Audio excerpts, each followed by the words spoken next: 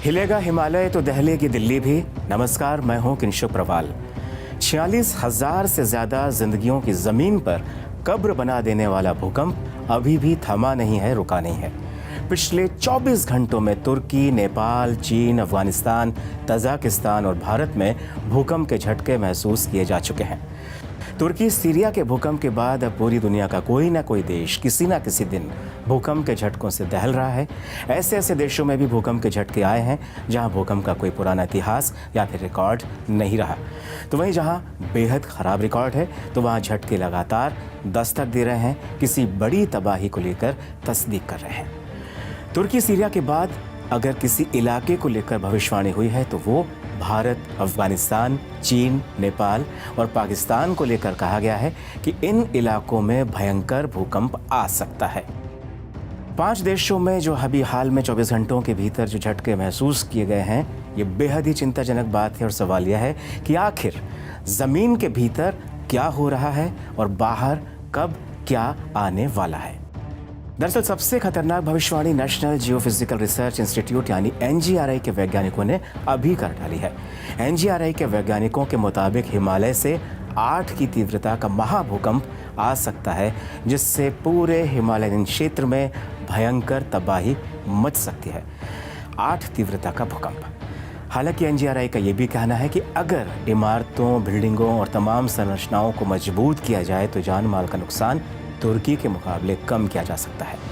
वैज्ञानिकों के मुताबिक हिमालय में हर साल 5 सेंटीमीटर धरती खिसक रही है, जिसकी वजह से हिमालयन क्षेत्र में तनाव बढ़ता जा रहा है। सबसे बड़ी चिंता देश की राजधानी दिल्ली को लेकर है कि दिल्ली का क्या होगा।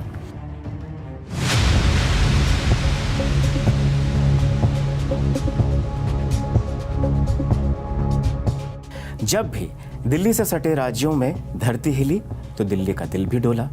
दरअसल भूकंप को लेकर सबसे ज्यादा डर दिल्ली एनसीआर को लेकर है कि अगर 6 से ज्यादा की तीव्रता का भूकंप यहां आया तो फिर क्या क्या नहीं होगा।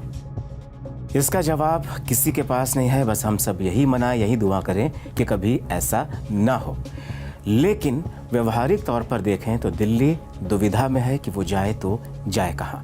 अफगानिस्तान में भूकंप आता है तो दिल्ली हिलती है, जम्मू कश्मीर में भूकंप आता है तो दिल्ली डोलती है, उत्तराखंड में भूकंप आता है तो दिल्ली का दिल धड़कता है, नेपाल, पाकिस्तान में भूकंप आता है तो दिल्ली डगमगा सी जाती है, दिल्ली सहम जाती है। लेकिन सवाल यह है कि अगर दिल्ली एनसीआर में 6 से 7 की तीव्रता या फिर एनजीआरआई के जो वैज्ञानिक कह रहे हैं कि 8 की तीव्रता का भी भूकंप हिमालयन क्षेत्र में आ सकता है, अगर इस तरह के महाभूकंप ने गर्जना भरी तो फिर क्या होगा। जाहिर तौर पर तब तबाही की तस्वीरें तुर्की से अलहदा नहीं हो सकेंगी। दरअसल दिल्ली एनसीआर सीस्मिक जोन 4 में आते हैं और भूकंप के लिहाज से संवेदनशील इलाका है और सीस्मिक जोन 4 के इलाकों में 6 से 7 इंटेंसिटी के भूकंप के आने की आशंका लगातार जताई जा रही है। तो वहीं दिल्ली के कई इलाके डेंजर जोन में भी आते हैं। दिल्ली के कई इलाकों की इमारतें 7 तीव्रता के भूकंप को झेलने की हालत में नहीं हैं। तेज झटकों की वजह से दिल्ली में तुर्की जैसी तबाही आ सकती है, क्योंकि यहाँ घनी आबादी घने इलाकों में बसी हुई है। ऊंची ऊंची बिल्डिंगों में और सकरी गलियों में हजारों लाखों घर बने हैं और जो कि भूकंप की तीव्रता के वक्त डरावने हालात पैदा कर सकते हैं। भूविज्ञान मंत्रालय की एक रिपोर्ट आपको बताता हूं, जिसके मुताबिक दिल्ली को लेकर कहा गया है कि यहाँ की इमारतों में 7 की तीव्रता वाले भूकंप को झेलने की क्षमता नहीं है, ताकत नहीं है। आसमान छूती हाई राइज बिल्डिंगें देखने में अच्छी तो लगती हैं, लेकिन ये कितनी भूकंप रोधी हैं ये कोई नहीं बता सकता। अब आपको सिस्मिक हजार्ड माइक्रोजोनेशन की एक रिपोर्ट के बारे में बताता हूं, जिसका ये कहना है कि दिल्ली में यमुना नदी से सटे जो भी इलाके हैं वहां पर अगर भूकंप 5 से भी ज़्यादा तीव्रता का आया तो हालात भयावह साबित हो सकते हैं। ये इलाके जो कि आप इस मैप के जरिए देख सकते हैं, जो सबसे ज़्यादा खतरे वाले जोन में है, दिल्ली यूनिवर्सिटी का नॉर्थ कैंपस, सरिता विहार, गीता कॉलोनी, शकरपुर, पश्चिम विहार, वजीराबाद, रिठाला, रोहिणी, जहांगीरपुरी, करोल बाग, जनकपुरी, बवाना। तो दूसरे जो सबसे बड़े खतरे वाले जोन हैं, जो इलाके हैं दिल्ली में, वो है इंदिरा गांधी इंटरनेशनल एयरपोर्ट, बुराड़ी और नजफगढ़ का इलाका भी इसमें शामिल है, जो सबसे ज़्यादा खतरनाक माने जाते हैं। जबकि जो दिल्ली का लुटेंस जोन का इलाका है वो भी हाई रिस्क में आता है। यहाँ पर संसद भवन है, कई मंत्रालय है और मंत्रियों के घर बने हुए हैं, लेकिन यहाँ उतना खतरा नहीं है। बहरहाल दिल्ली में भूकंप के हालातों को लेकर दिल्ली हाईकोर्ट ने चिंता जताई थी। दिल्ली हाईकोर्ट ने कहा था, ये तब कहा था जब नेपाल में साल 2015 में एक महाभूकंप आया था। उसके बाद दिल्ली हाईकोर्ट ने कहा था कि दिल्ली सरकार भूकंप के बड़े बड़े झटकों से निपटने की तैयारी पुख्ता करे और साथ ही दिल्ली में इमारतों की भूकंपीय स्थिति की जांच रिपोर्ट जल्द से जल्द पेश करे। दरअसल विशेषज्ञों की माने तो 7 की तीव्रता के भूकंप आने से दिल्ली की इमारतें ज़मींदोज़ हो जाएंगी। जिस तरह से आपने तुर्की में देखा है कि लाइन से इमारतें मलबों के ढेर में तब्दील होती चली गईं, समतल होती चली गईं। अगर 8 की तीव्रता का कोई बड़ा भूकंप आया है मरीन क्षेत्र में, तो दिल्ली की जो सूरत हाल है वो भी कमोबेश कुछ वैसी ही हो सकती है, इमारतें वैसे ही ज़मींदोज़ हो सकती हैं। विशेषज्ञों का मानना है कि दिल्ली एनसीआर में 80% इमारतों को 7 की तीव्रता के भूकंप के झटके सहने की ताकत नहीं है। पता चला कि भाई जमीन हिली है, बस हल्का सा ऐसा कि कुछ हिल रहा है, बस ऐसे महसूस हुआ। अब थोड़ा धरती वगैरह तो डोले, थोड़ा हल्का था, महसूस था वो। जब मैं ऑटो उतरने लगा तो मतलब उतरते उतरते एकदम झटका लगा मेरे को। ऑटो वालों को यार क्या होगा ये। तो आपने सुना, ये उन लोगों की बातें थी। उन लोगों ने अपने अनुभव शेयर किए, अपने एक्सपीरियंस शेयर किए जब वो अपने घर में या दफ्तर में थे और अचानक भूकंप के झटके आए और वो किस तरह से भागते हुए घरों के बाहर निकले। कहा जाए तो पिछले 1 साल से ये रोज़मर्रा की बात हो गई है कि कभी ना कभी अचानक ही दिल्ली एनसीआर की ऊंची ऊंची इमारतें ढलने लगती है, क्योंकि ज़मीन के नीचे हलचल कहीं और हुई होती है और उसका असर दिल्ली में महसूस होता है, एनसीआर में महसूस होता है। तो ऐसे में आप खुद ही ज़रा गौर करें कि दिल्ली एनसीआर की उन गगनचुंबी इमारतों को देखकर कि कभी कुछ ऐसी अनहोनी हुई तो फिर क्या होगा।